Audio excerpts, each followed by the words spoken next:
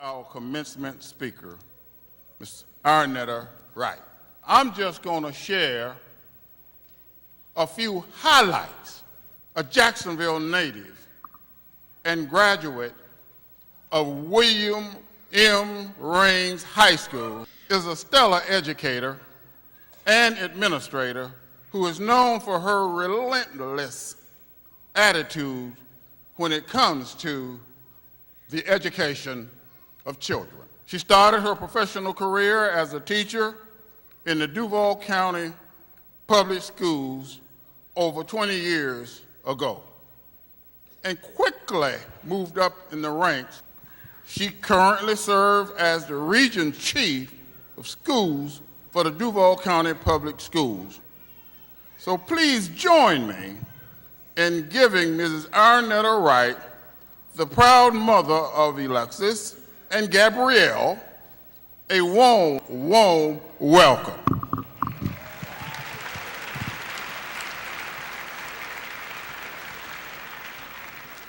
Good morning. We'll try that one more time. Good morning. Thank you, President, for that amazing introduction. I stand before you today both honored and humbled to share in this amazing experience with each of you. It is that time for which we start the work that we do. So before we continue, give yourselves a round of applause for being here today.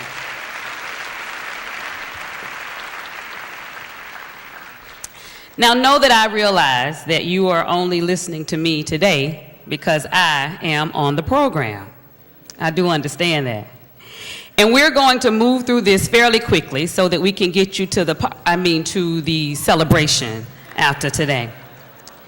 But you know, graduation is a time that means different things to different people.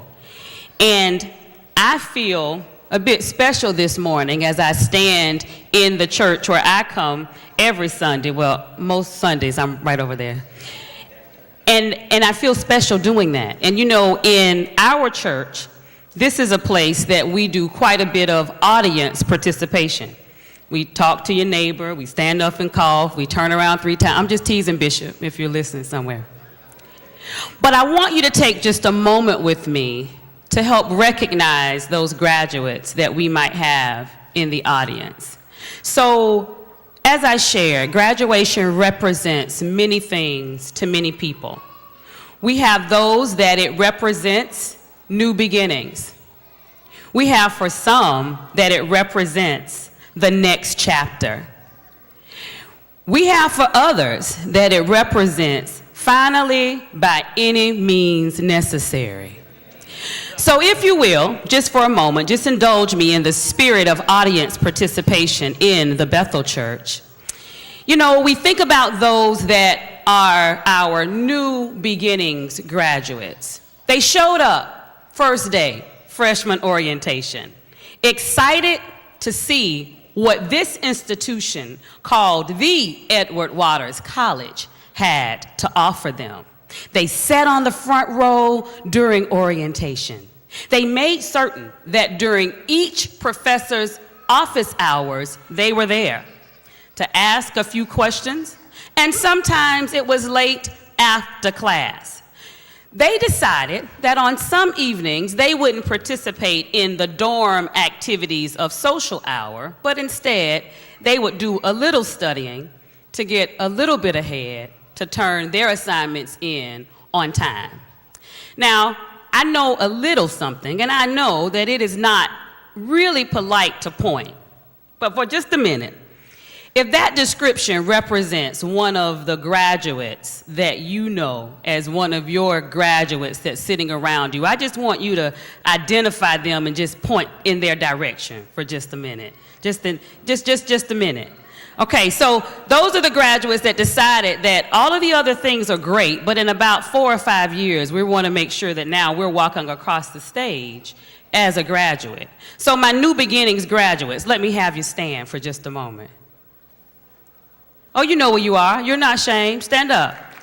Let's give them a round of applause.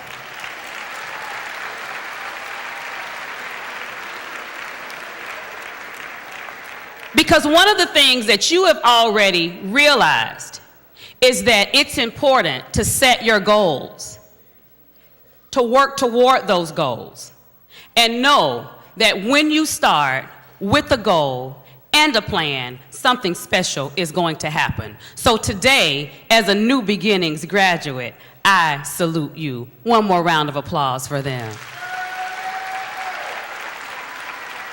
Now, I have another set of graduates here today. So you didn't rush it. You didn't rush it. You enjoyed hanging out in the student union or trying to figure out how to get into Salter Hall or out of Morris Cone after curfew. I'm talking to somebody, right? Okay. You like being a student, but you realize that right around year 5.5, that some of your friends were passing you by. You didn't hate on them. You loved on them. You appreciated the fact that they were moving on, but it was okay for them. It just wasn't your time yet. So after you recognized that this new group of freshmen really thought that you worked on the campus, that it might be time to get serious about this thing called graduation. So for my next chapter graduates, I am going to ask you to self-report. Nobody needs to point you out. Nobody needs to nudge you on the side. I just want you of your own recognizance just to stand to your feet right now. Oh, you know who you are, and if I ask them to point around, they're going to point at you. It's okay, because you are among friends today, because you sit here today regardless of how long it took you as a graduate. So my new chapter graduates, do I have any next chapter graduates? Thank you. Let's give our next chapter graduates a round of applause.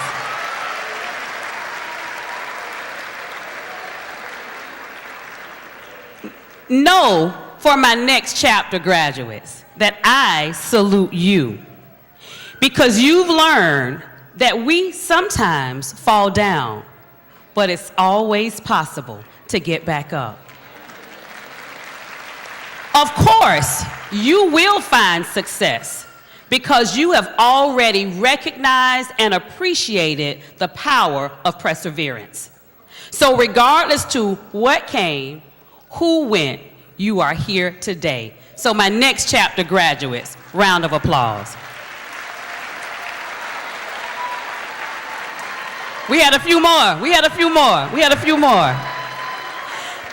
Now, last but certainly not least, look at you. I see some of you already ready to stand up on the next graduate. Already ready. We ready.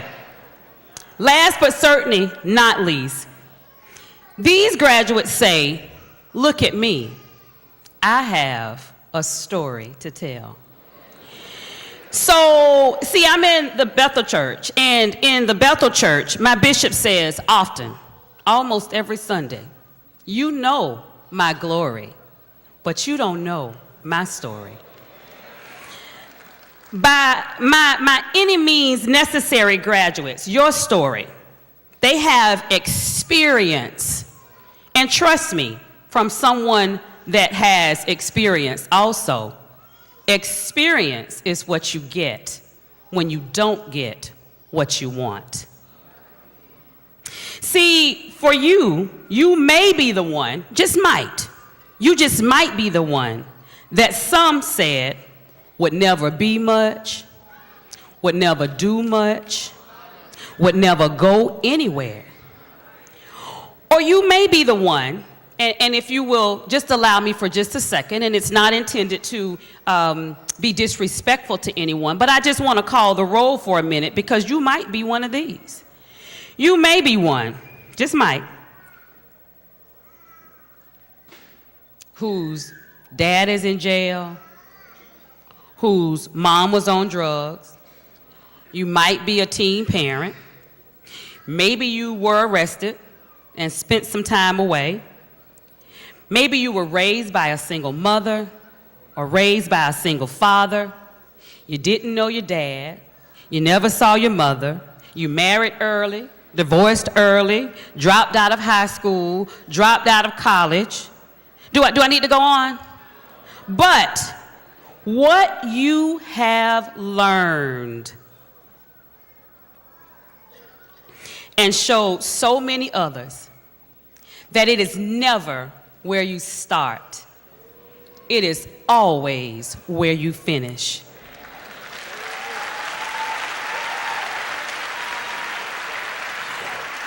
What you have also realized is that it's okay to live your life so that it is a testimony to others.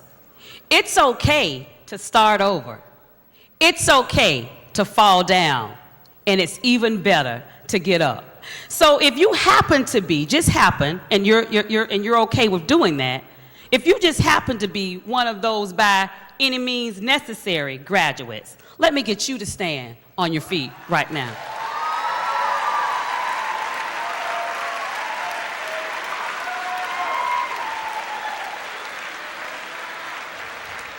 So I say to you, and I say to you, President Glover, that Edward Waters College is still relevant. Edward Waters College is still relevant because, of course, we have our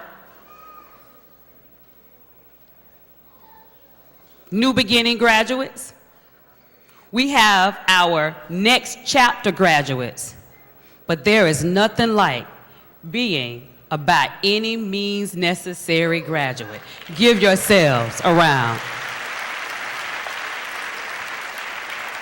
So I thought, and I'm almost done, and you know what? I don't like it when my bishop says that because that means he has about 45 more minutes when he says that. But I really am. I'm almost done.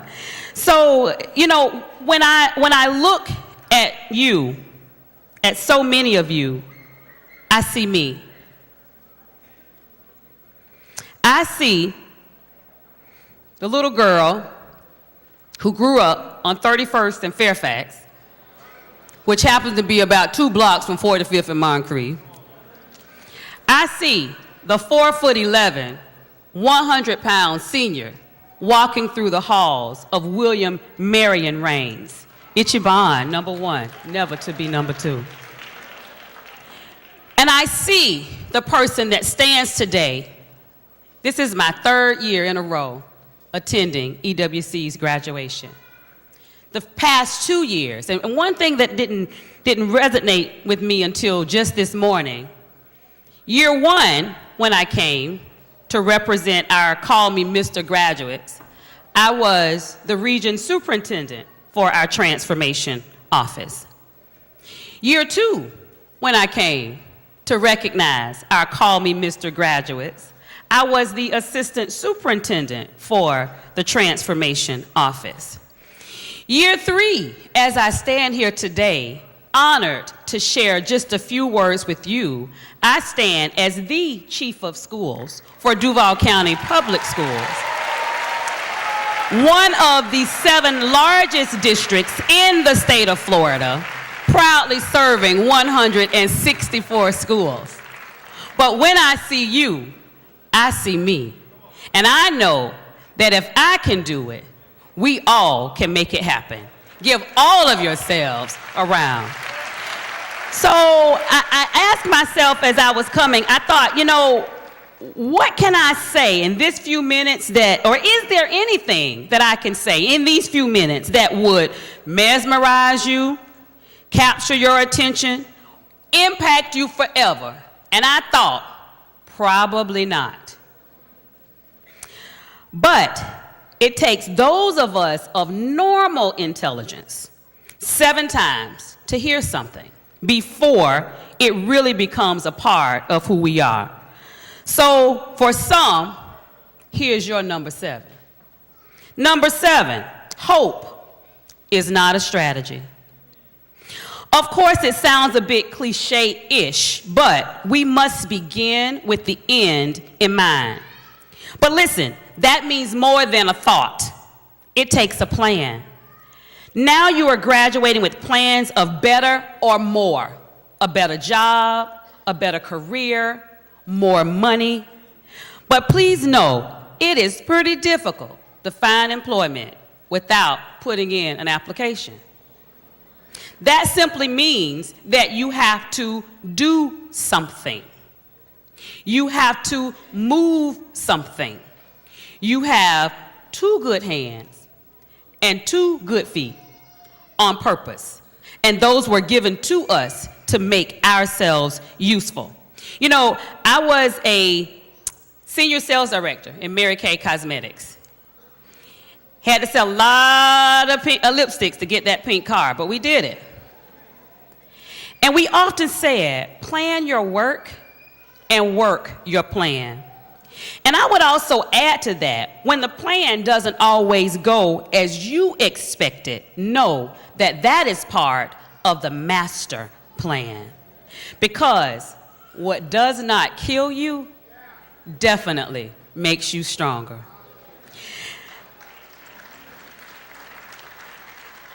I read a quote yesterday that stated, there will always be someone who can't see your worth. Don't let it be you. Number 7. This may be your number 7. Right now, today, determine what's important to you. Make a personal agreement with yourself that you will always make decisions that don't cause you to turn away when you look in the mirror. Now, I mean, think about it for a second. Have you ever done something that was just so bad that you thought, did I really just do that? Was that really just me? Now think about it. Now I want everybody right here. Look at just right here. I don't want you to touch your neighbor. I don't want you to look at your neighbor. I just want you right here with me. If you've ever done anything that caused you to grimace when you look in the mirror, I just want you to just blink your right eye. Just blink your right. No, right here with me. Right here with me. Just blink your right eye. Right here. Nobody looking at you. Just blink your right eye. Now for me, I'm gonna blink both of my eyes. But know, and remember that integrity is what you do when nobody is watching. It's what you do behind closed doors that others may not ever see. Think before you act. Please don't get me wrong. I understand that mistakes happen, and I understand that poor choices happen, but know that you are worthy of the best. Because I do stand before you to say, it's okay to be bad and bougie. Just do it the right way.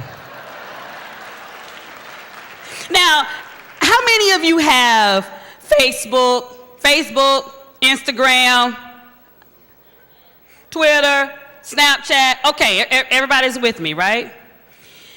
You know, it's always amazing to me how through those venues, there are so many people that share their most intimate secrets, thoughts, and beliefs with 478 of their closest friends. I mean, think about it. I look at some that have 980. I don't even know sometimes if I know 987 people that I want to talk to that much.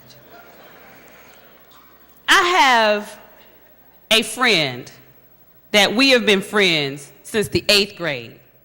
And they told you that I've been doing this over 20 years. I started when I was 12. For anybody that's confused, I started when I was 12. Over 30 years, we've been friends. So we know the good, we know the bad, we know the ugly, and we cannot be bribed.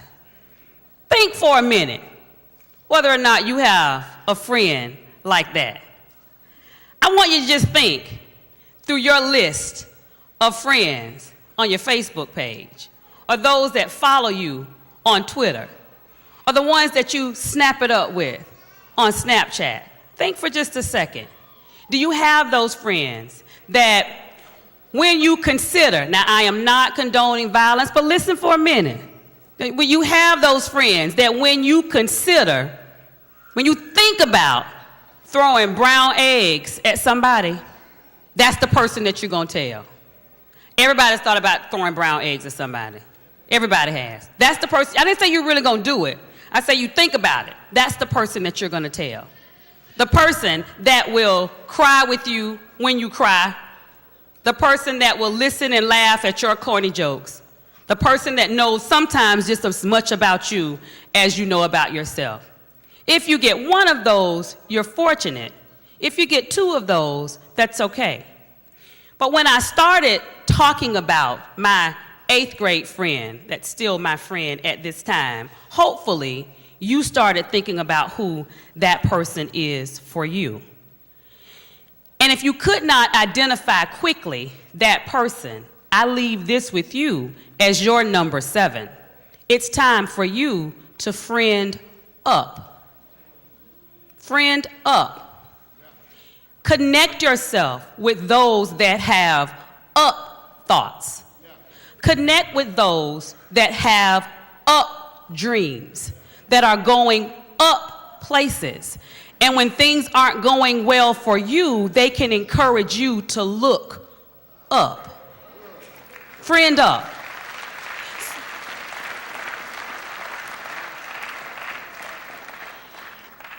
And as we prepare to transition through this day, and as you embark on the next phase of your life, whatever that phase may be, take it from me. Sometimes you will plan your work and work your plan, and your plans don't go as you planned. Sometimes, just sometimes, you will surround yourself with those that you consider to be really, really dear friends, that you consider that will be there with you regardless to what comes or what goes. And they show you the power of magic, because those so-called friends in front of your very eyes very quickly can turn into snakes. So quickly. So I leave with you, when you really get serious about friending up, may I recommend to you a friend better than any other friend. May I recommend to you, see, the kind of friends that I want to make sure that you friend up with is someone that when your money might look a little funny, they don't get super shady. Someone that when you are crying, they are there to help comfort you through your cries.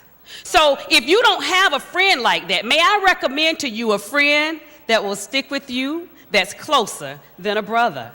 May I recommend a friend to you that when you are lonely, they will be your comforter. May I recommend a friend to you that is the provider like no other provider.